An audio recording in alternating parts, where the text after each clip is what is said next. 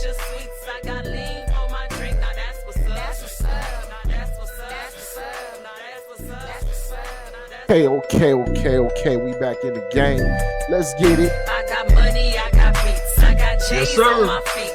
You know what it is, man. You know what it is. You know what you just tuned into. You just tuned into one of the most raw, dopest stories about hip-hop that you possibly can tune into, man. I thank y'all for tuning in. You are checking out Hip Hop Ain't Dead, the Hip Hop Ain't Dead show with your boy B Cuddy. And man, I got a special guest, man, a very, very special guest with me today. Man, I got, man, no other than DJ ScratchMaster Skee in the building, man. What's going on with you, Playboy? Man, taking it easy, dog. Man, hey, yo, man, Skee, man, you got so much history, man. We gonna get into it, man. We gonna get into how you started with DJing, with your love for it, man. We're gonna talk about, man, what you got going on, how they can reach out to you, man. But yo, man, I want to thank all of our subscribers, man. The numbers is going up. I want to appreciate all of the support and the love, man. And I just want to say, man, thank y'all, man, because without y'all, this ain't possible. And yo, continue to tune in, man. We're gonna keep hitting y'all with some of these dope interviews, man. But yo, Skee, man, how you been, bro? Man, I'm all right, man. I'm all right, bro. Doing a little work here and there, and fucking with the beats and shit like that. Yo, man, hey, when I tell y'all, man, my history into hip hop started a long time ago. This is one of the people that started my love for hip hop. I remember as a small kid going into his room, and he had turntables, man. And I ain't know what turntables was at that time. I remember they was like 2 record players. So I thought he just had a love for record players. But then come to find out that Skee is a DJ, and I'm like, yo, like, this is crazy. Like, he up in there scratching and everything, and I'm seeing this as a kid. So for the people that don't know, man, Skee is actually my cousin, man. That is my cousin. That's my first cousin. And Skee really embodied what a DJ is, because he was from the start of it to right now, where if you were a DJ, you know that you started with turntables, you started with vinyl, and then now everybody using it with Serato, right? You know what I'm saying? Right. You know, the digital. So he has mastered all levels of the DJ game. So I got to take my hat off, man. Congratulate you from that, man, because I'm starting to mess with it now, and I'm telling you, it's a different. Like, you got to pace yourself and really understand you're not just going to just jump in there and start scratching. It don't work like that, bro. So, man, yo, Skee, man, when did you decide that you wanted to become a DJ, man? Well, man, for me personally, my homeboy used to go to school with this guy called Reg T. And he was from New York. And so at these times, Run DMC had just came out, right? Right. Went over his house, and he had some Run DMC records. And so he just started scratching and shit on his sister's turntable. And so that's when I got into scratching. So he taught me basically how to do my first cuts and scratches. And so after then, my uncle, whose name is Rodney Merle, they used to call him Bulldog, he had a group in Saginaw called the Mean Boogie Machine, right? Right. Him, Sweet Ray, DJ Rob Z, and a guy called Cutmaster T. And there was a couple other guys too, named DJ Vegas, whatnot. So they used to throw parties like at the Bridgeport Party Hall and the American Best and like at Delta College. Okay. And so we used to get into parties for free because my uncle was, he was running the show. And so my man's name used to be up there DJing, and I always wanted to get up there. And so my uncle ended up, giving me the break, telling the other DJs, let me try it. At the time, I was like about 14, 15. I was rusty. I was new. And I wasn't as good as my man's was, but it took time. And so that's really what got me into it. And so basically, I remember, what's the name? Auntie Djing gave me a stereo set. It was keyless, and she ended up giving it to me. And so that was my little first home stereo cassette turntable that I was practicing on. And then after about a year or so, once I moved to Grand Rapids, I started working. So I was able to buy my own shit. And from that point, like the rest is history. People started calling me for parties, for weddings, and and that was it. Okay. So when did you first fall in love with hip hop then? I think when I heard the Sugar Hill Gang. Okay. Okay. Yeah, when I heard the Sugar Hill Gang. Rapper's Delight. And then you said when you saw those DJs, that's when you fell in love with the interest of being a DJ, correct? Yeah, because the DJs was getting, shit. If you the DJ, you get all the attention. You Right. know, you get the girls, the homies want to be with you and shit. So it was a lot that came with it. There's a lot that came with it. You can go to certain spots, and if you a DJ, they'll let you in free just because you a DJ. And then you get cool with other DJs, and sometimes they'll let you do their set. If somebody up spinning, and you show up, they ask you, say, "Hey man, you wanna go for like 30 minutes to an hour?" So hell yeah. So as a DJ, you was back when you used to have to carry all those records Mm-hmm. and all that Mm-hmm. equipment in. Mm-hmm. Like comparable to now, what would we say would be the most easiest part now of being a DJ? The computer, Your computer? computer. So there's just the Because elevation and everything. with the computer, I mean, it changed the whole game because I mean, you don't really need no turntables. It depends on how crafty you want to get.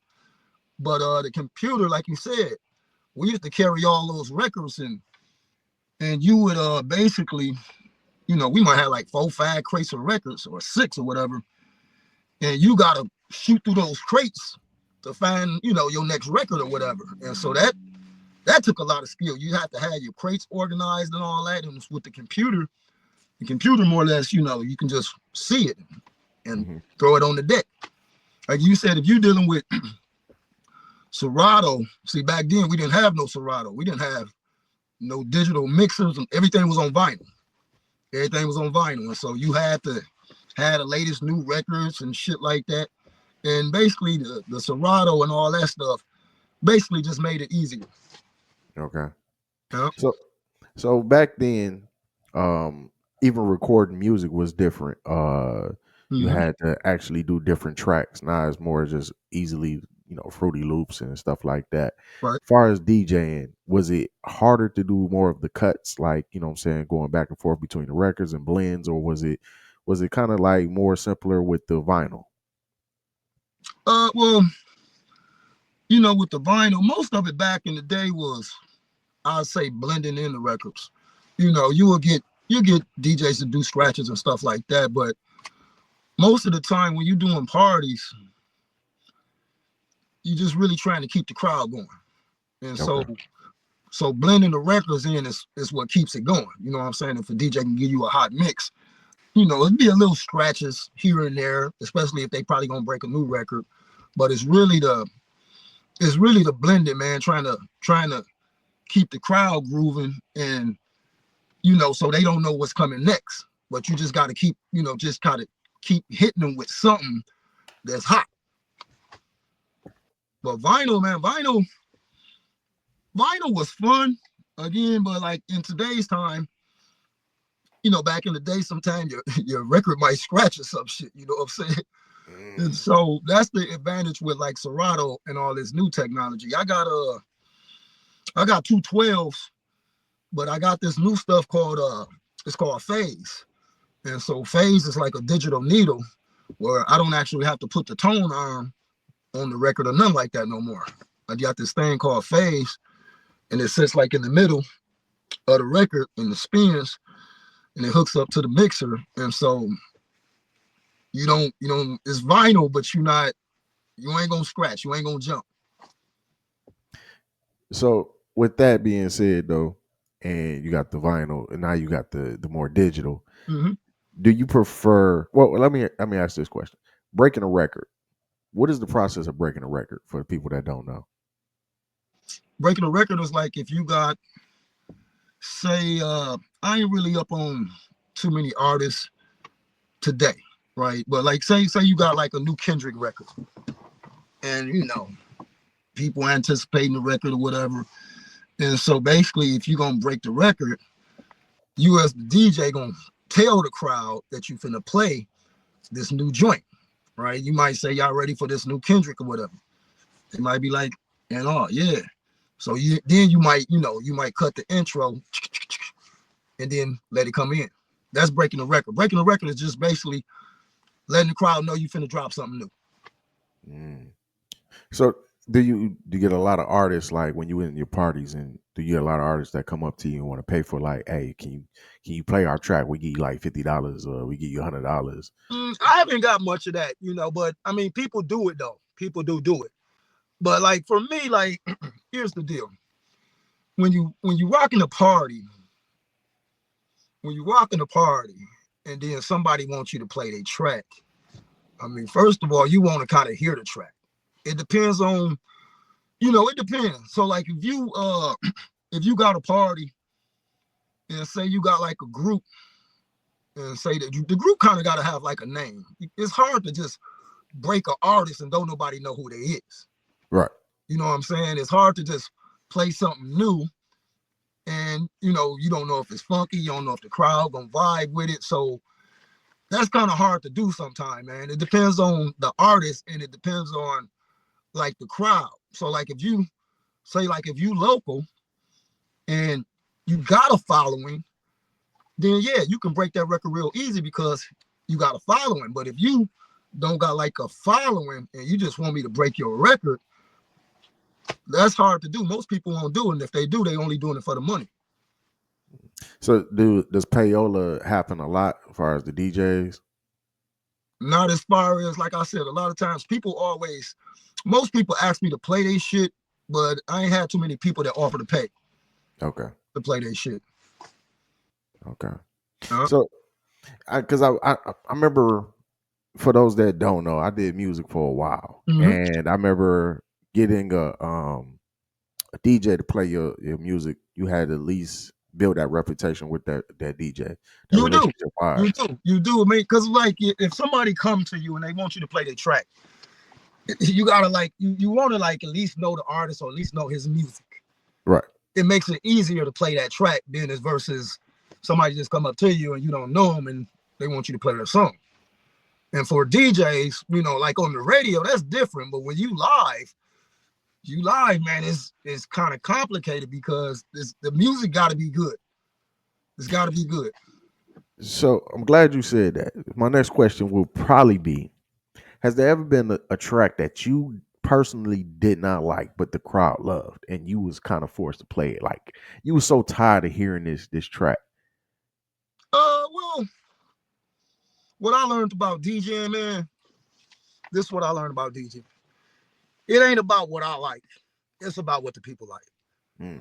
And so if that's what y'all like, if that's what they want, that's what I'm going to give them. Because music ain't about necessarily what you like as a DJ. It's what the people like. And being like, being a good DJ, you want to cater to the audience, not necessarily just what you like. You know what I mean? I might like just straight gangster rap, but that don't necessarily mean the crowd want to hear gangster rap. Okay. So even with gangster rap, you wouldn't seen all the different parts where hip hop went from, the LL Cool J's to the East Coast, West Coast to, even like the Kendrick Lamar's right now. Like, what would be your favorite part or your favorite timeline of hip hop? For me, I'm gonna say, I'm gonna have to say the 80s. Why the 80s? Because in the 80s, you have more groups, right? And then if you study like today, you don't see too many groups. And then back in the day, they always had a DJ in their group. And so that kind of made the chemistry of the hip hop better than what you see today, in my opinion. Because nowadays, all you just see is a rapper. That's all you see. You very seldom see like a group, and it's usually just a rapper. And I think back in the 80s, it was more I think it was more competitive. I think it was more competitive with the styles, the way they was writing, with the beats, with the DJs and the scratches and all that stuff, with the fashion. I think it just was. I'm not saying that today's time it ain't, it ain't dope, but I'm just saying when you look back in the '80s and you see those images of the styles that they were doing, it just, to me, nothing can compete with that today. So with today's climate, you got a lot of different beefs. A lot of people feel that a lot of these beefs are like manufactured through the industry. Uh, Currently, of course, we got the Kendrick and the Drake. Like, what is your opinion on that? Kendrick just killed him, man. I mean, you told him a new asshole. I mean, I like Drake. He all right, but I just think that he fucked with the wrong guy on that, particular issue. Kendrick is a beast. We just say that. Yeah, I think like I think he didn't think Kendrick was going to come as he did. I think I he don't thought think he Kendrick did only either. had one song, and I blame, who I blame on some real shit. I blame Meek Mills. I blame Meek Mills because when Can the you hold on? bill, Let's see. I don't know the background on that. Can you explain that to me? so originally Meek Mills and Drake had a problem. So Meek Mills exposed that Drake doesn't write his own rap. He don't write Okay. his own rap. He got a ghostwriter. That was the initial. So then Drake came out with a song. So everybody was expecting Meek to come out with a diss song. And then when he finally did reply, it was kind of too late. You already had the two diss songs, and it was like back to back. At that time, Gotcha. was the biggest diss song, from Drake. Gotcha. And then at that point, everybody kind of was like, Meek, how you jump out there, but you wasn't ready to jump out there, especially with Meek Mills having a history in battle rap. You know what I'm Right. saying? So having a history in battle rap is crazy. Then you're not ready for the battle. Um, and that's why I blame Meek Mills because it gave Drake a different confidence. Everybody always kind of like criticized him for being R&B and rapper at the same time, and then they give him the light skinned effect and all that.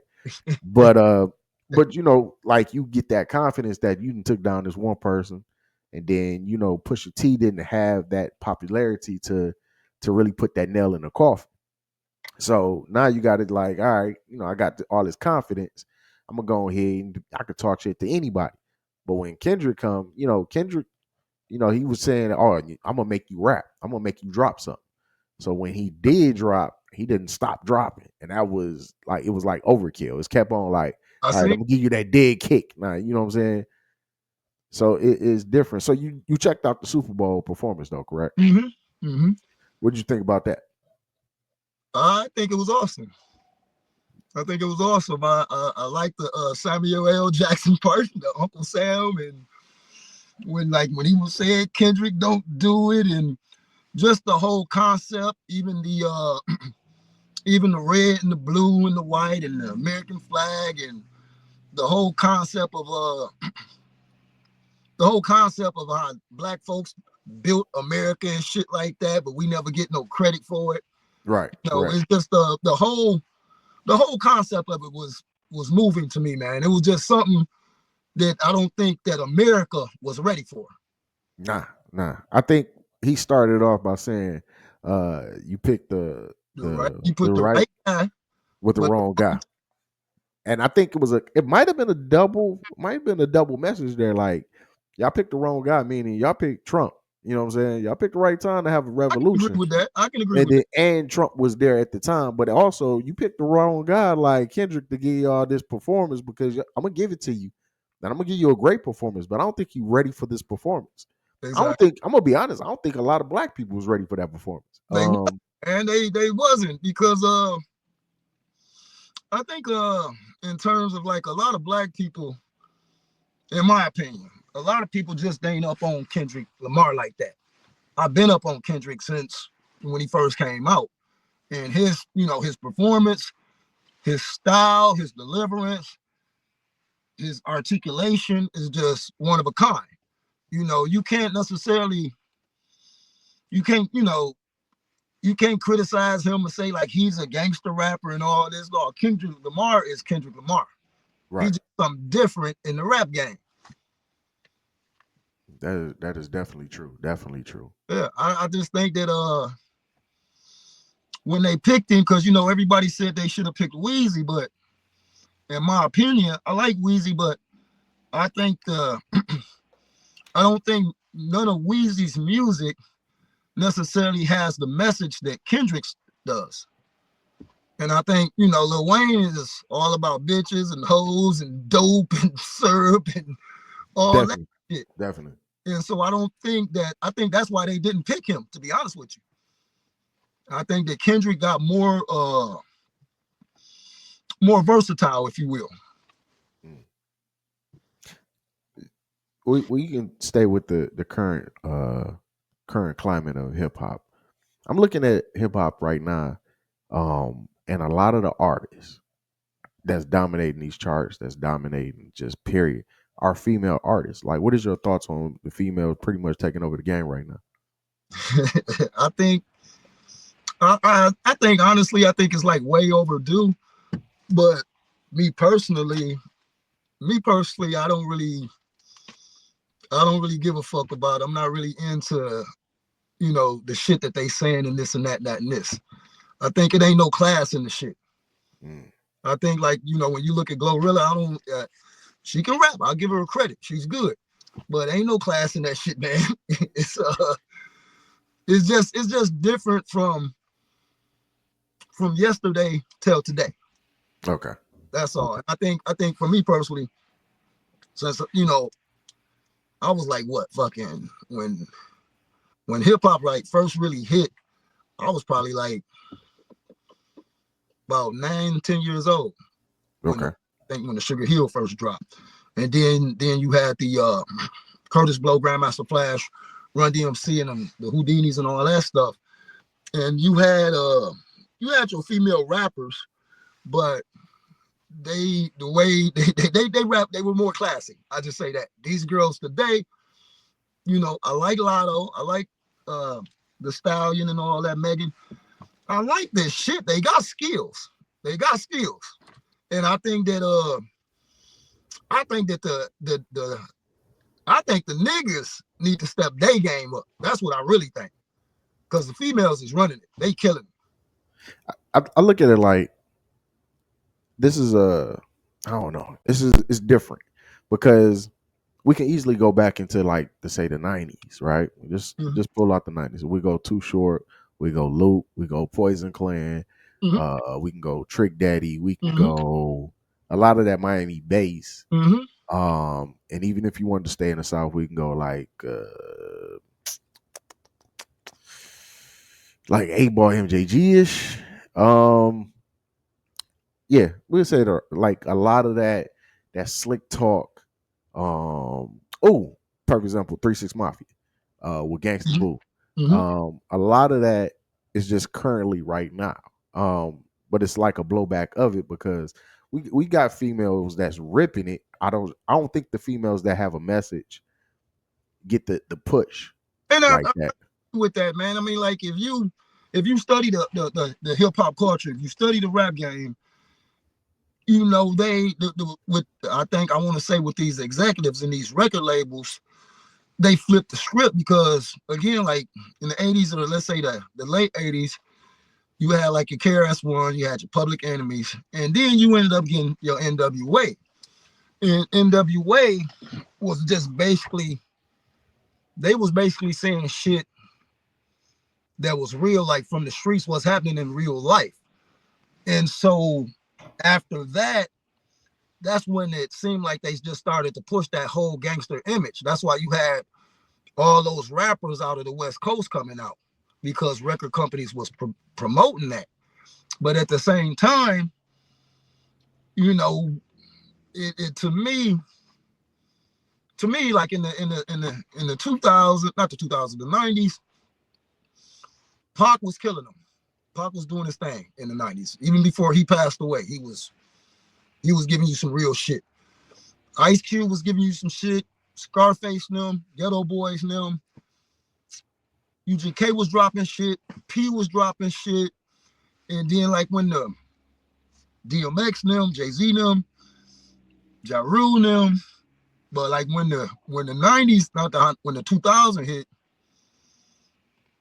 I mean hip hop just went worldwide, man. The whole game just Yeah, became blowed all the way open. yeah. I think, in my opinion, 2000s is when it became more popular, more beneficial money wise, um, and then it became shiny.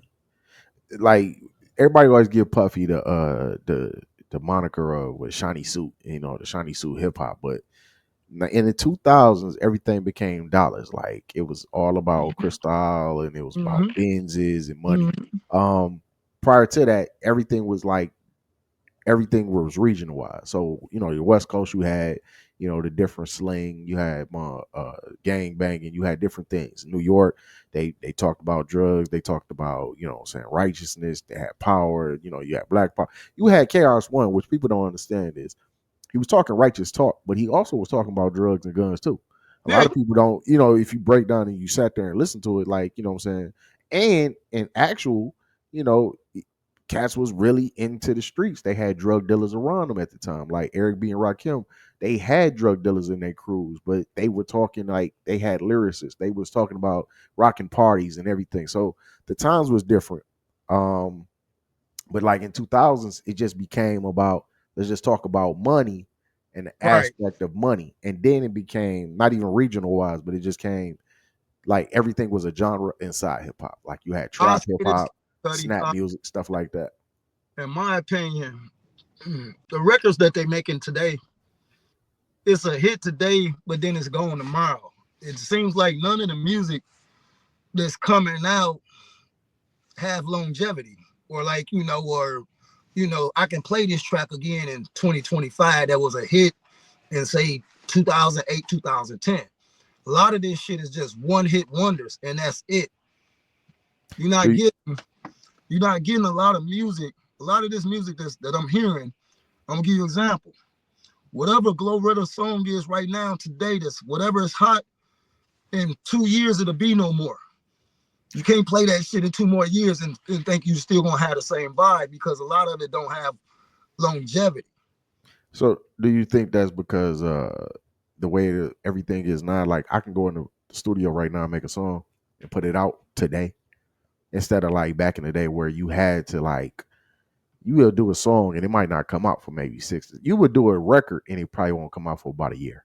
So you had to build that record to make it last for whenever they dropped your album. So, like I think it's more of a popcorn. Is a popcorn effect. I mean, I Like think to an extent. I mean, to an extent, but I like to me, I'm gonna use 50 cents for an example. Before 50 cents dropped, I used to sell CDs and stuff, right? right, On the streets. And before 50 cents dropped with Dr. Dre and them, he was hitting in the streets. And that's why I go back to when you was asking me about like DJing and about what the play this and that. People used to come up to me and be like, hey man, I want this. When I first started selling CDs, I didn't sell certain shit because I ain't like certain shit. But I had to realize shit, it's all about money. It ain't about what I like, it's what they like. But 50 Cent was dropping these mixtapes. He was killing the streets. He was flooding the game. He got hot like that. And then when he signed with Dre and Eminem, when that album dropped, that was like a classic because everybody was anticipating that album. And you don't get that no more. You don't get that, okay, well, such and such is gonna come out. And so you have like the big hype for the album. They dropping a couple singles, this and that. You just don't see it no more. I think that with the way things is with the internet and all this stuff, the way this is, I think that in a sense fucked up a lot of shit. mm, I think it's good on one side, but then it's bad on the other side. mm. It, it internet did fuck up. I would say it fucked up the money. I Yeah, would say it fucked up the money. definitely fucked up the money. Uh, you had more or less, hard copy CD sales to nine streams, and no matter how long I fuck with this music shit, I would never get streams. I never get it. I understand it. I just don't get it. you got to sell damn near, well, not even sell, you got to have like damn near 1,000,000 streams to equal one album. You know, and that's the craziest thing. You would just be sitting there streaming, and really, and like think about it, independent, you'll drop an album that's $10. You sell 50,000 copies. Now, that's 500,000 right there. You know what I'm Right. saying? Just like, the money wise. Nah, streaming, man, do you But understand? You got to drop so much to just get a 500,000. they messed the game up because, like, back in the day, even before like CDs come out, right? Even tapes or whatever, you would go buy the record or the tape or the CD. Like me, I was a fan. So I want to open up the record and I want to see who produced this and see the credits and this and that. You actually had a product, is what I'm saying. Nowadays, ain't no product because ain't nobody streaming and all this shit that took over everything, man. Ain't no going to Best Buy or whatever record store and buying the actual product. No. Now you just get the shit online, on your phone or whatever, and that's it. Being a DJ, like I got I stream with Tidal, and they give me access to everything that I need, but I don't have no actual product. It's just the stream shit. Right. And I think back in the day, man, that was the actual like the value of actually having the product. Because back in the day, somebody might drop an album or a record. They didn't play the shit on the radio like that. You might get one song off the album that they play, but you might want to get a copy, put it on tape. That's when the cassette tape was out, You'll record some, and your boy might want to record it. It just was the product.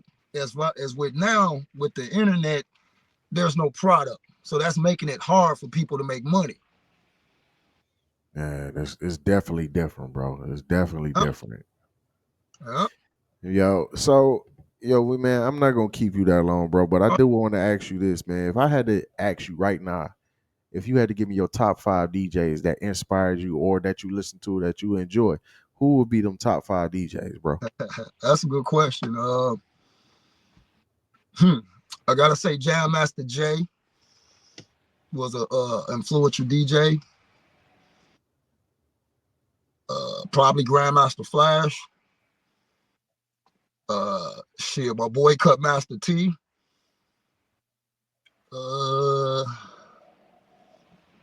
Kid Capri. Okay.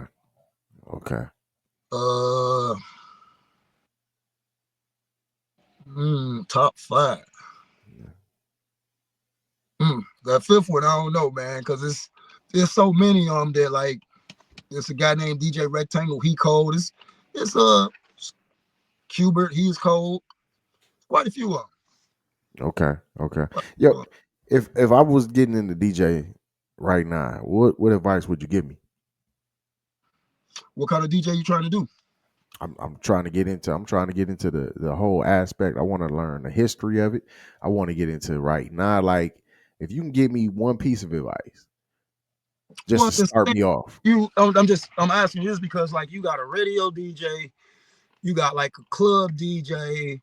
You understand what I'm saying? Yeah, I'd probably say I'm trying to get into being a party DJ. Okay, well, I think one of the first things you want to do is just kind of you want to know music. You want to know like the art of DJing is to being able to read the audience. That's the art to it. You got to be able to read the audience. So like I'm gonna give you an example, man. I got hired one time, not just once, actually a couple times. I had to DJ a wedding for these white folks, and it's way out in some hick town in some little shack. Right. There's a couple hundred people there, and all my music is mostly black. However, again, you got to cater to what they like. So I have to like, okay, well, what do white people like to hear? You got to be able to cater to the people. Whatever the audience is. Okay. I don't care if it's like a Christian party. You got to know the best advice I can give you is, man, to know your audience. Know your audience, because if you're dealing with, say you're dealing with black people, say your age to my age, you got to know that range, that music. Right. And if you dealing with, let's say, people that's my age or older, Different side. yeah, yeah. If you dealing with, I'm gonna give you a better example. If you dealing with people that's 18 to 25, you know you gotta know what it is, man. And the key is to listen to your audience, because the audience is gonna tell you what's hot. Because a lot of times when I would DJ, I already have like a routine, or I know I'm gonna play this, I know I'm gonna play that. But when the people come up to you, and they will, and they say, "Do you got such and such?" Which is some shit that you probably don't know about. Pull that shit up on your phone or on your computer, and shit. That's how I discovered Soulja Boy. Somebody, I was at a graduation. Somebody came up to me, a young person, said, "You got Soulja Boy." A couple people said it. I didn't know what it was. Pulled it up, boom, rocked the party. Another one is Waka Flocka Fame. Didn't know shit about Waka Flocka. Somebody said, "You got Waka Flocka." All right, looked it up, boom. So the key is to like listen to your audience, man, and know your audience. That's it. Okay. Because like the worst thing you could do is get up there and the people don't want to dance. That means because you ain't hitting them. You gotta hit them with. You gotta know like certain shit to hit people. And the crowd, the crowd moves, man. You gotta know like what's current, like what's a classic.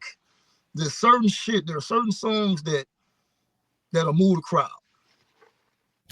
Now, when you said that, I was started thinking about like different parties or different events I've been into, and then at first when wasn't a lot of people on the dance floor. And one thing I did see a lot of people do is they'll play a lot of the hustle music to get the females on the floor first, and then they go into different sets, and then the party starts to move a little bit more once you get the females dancing.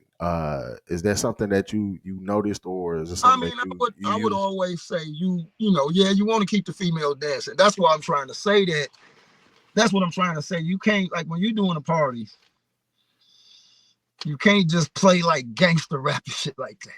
Right. You know what I'm saying? Niggas might like that, the guys might like that, but I'm saying you gotta play something that the girls like. Cause that's the object. The object of the DJ is to try to keep some people on the dance floor. That's your job, to try to keep that dance floor going nonstop. So you gotta have, like, I mean, like you said, it could be like some hustle music. That's a good way to start. That's why you gotta have like a backup playlist. You gotta have certain songs. They got classic songs, certain songs that, okay, when you hit the floor, women like it. I can give you an example. What's my man's name? Robin Thicke. When he go, Okay. hey, Right. hey, throw that on, lay that on, and the girl's gonna be like, okay. It's just certain shit, man, that you can just play, and they gonna move. Okay. Huh? So let me ask you this before this last question. Yes, sir. What's the worst thing about being a DJ? The Like, worst. what's that one thing that you just like? Why the fuck am I doing this? Uh, I think that depends on what kind of gig you doing.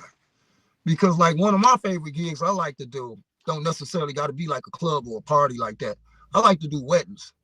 Because weddings are, they simple, they professional. You know, as far as when you dealing with them damn niggas at the clubs and all that shit, and some shit drop out on on the dance floor or whatever, and shots go to getting fired. That's like the worst shit you want to, that you don't want to deal with. Hey, so speaking of that, if you in a party, right? You in a party, Mhm. you DJing. Mm-hmm. Is it certain music that you can't play because niggas gonna act the fuck up? Well, it ain't certain shit that you can't play. It's just certain shit that you don't play. That's why you gotta read the audience. You gotta watch the crowd. That's why, like, if you playing some shit, you don't want to play too much Lil Jon tear the club up. You know what I'm saying? You don't want to play too much of that shit because people get drunk and shit and they'll tear the club up. They let that music, they go to feeling it. So that's why you always, again, even if you got the crowd rowdy, hyped up and shit, boom, drop a slow jam on them. Yes, I noticed that. That was my next. That was my Drop a next slow jam thing. on them, drop like two of them, at least back to back, maybe three, but that slows the party down. Because I remember, especially in my like high school, we talking about like 96, 97, 98. Mm-hmm. I remember we would go to parties and niggas play that No Limit. Mm-hmm. But they would never play No Limit at the beginning of the party. They'd play No Limit like in the middle to the end of the Mm-hmm. party because they knew once you play that No Limit song, oh, it was the chair gonna start flying. Now, Hey, if you was in a party and you got past that No Limit song and nothing popped off, they would drop a slow track right after that. They'd drop that Soulful Moaning. So if y'all are from the Midwest, y'all know about that Soulful Moaning back in the 98, 99, 2000. That was that slow dance era. right. And it would slow the party down and it'd get it back under control. Then they'll probably come back with a little fast music too, but maybe some house music in there in between. But for the most part, man, that No Limit in the 90s was definitely different. Like you couldn't that in 3 6 Mafia, you couldn't play that to the club up. Cause yeah, like you said, the club would definitely get towed up at that point. Yeah, that's why you gotta have a pace to it, man. I remember me and my boy Tori, we did a party for these these white guys, man. They were college students and they had this big ass house that was cross street from us. And it was like a big ass apartment house. And what they did is they was young white people, they was crazy. They opened up every damn apartment. They just took over the motherfucker. They hired me. Me and my mans was the only black people there. And that's the No Limit era. I had them all saying, and all that stuff. Man, before you know it, we partied for about 2 hours, I think. Two no more than 3 hours. The party got so hyped, they got so drunk. The police came in Man. and shut it down. And they was crunk off that No Limit. Real talk, real talk. The Yeah. police came in, shut it down. Like I said, I lived across the street, so we had to go across the street. We had to leave the equipment there. So the police got everything under control, and then we was able to go get our shit. But they took a couple people to jail. Man, that's crazy because music definitely will take over your body, man, take over your mind, and Yeah, especially if you've been going through some shit, that's gonna be your release. and if you've been drinking, like you said, you going through some shit, you can play certain stuff, man. Again, and people go to feeling themselves. Yeah, That's what make a party a party. Shit, they go to feeling the music. And so whatever he's saying in that song, they might think that's them. And so man. that's why you gotta have a balance to the music, man. You just got to. If you want to have some peace, you got to know how to slow it down. And you can't play too much, fuck them up and kill them and all that shit. Man, yo, yo, Ski man, hey, how can people reach you, man, if they want you to come out and do they parties, they weddings, whatever? How can they get in touch with you? That Facebook, DJ ScratchMaster Skee. Okay, That's the best way. all right, so y'all, man, check man Ski out, man. He definitely gonna rock y'all parties. He definitely, man, got whatever y'all need. Yo, show my fam some love, man. And hey, I want to just thank you, man, for No problem. everything. We ain't even get into like the contributions of Grand Rapids hip hop and all that. We definitely gonna have you back on, man, so we can talk about that and the evolution of Grand Rapids hip hop in the Midwest, period. I Because you have want to say definitely had your hands on it. you should look up this guy named Speedy. Speedy. Yeah, he from Saginaw, but I think he was like raised over here. But he doing things over here. Okay, I'm gonna Yep, check him out. yep, He yep. he on your Facebook page. Yep. I'm trying to. It's under Speedy. Look up like Yeah, he on my Facebook. I'm trying to. It's under Speedy. It's under Speedy. All right, I'm gonna definitely tap in with him. A lot of shit for I can say for like a local artist. He doing a lot of shit around here. Okay. Yep. All right, I'm gonna definitely tap in, man, because I definitely want to shine light, especially on the Midwest, man, because a lot of Midwest artists get overlooked. You know what I'm saying? Until like they blew up nationwide. But other than that, man, that's a lot of dope artists out of Michigan and Ohio, Indiana, Illinois. So man, we definitely want to show love to them. For sure. All right, fam, man. Hey, you be safe out there, bro. Right on, cuz. Thanks for having me. All right, we're gonna have you back on, man. Love you. Love you too, man. Peace. Peace.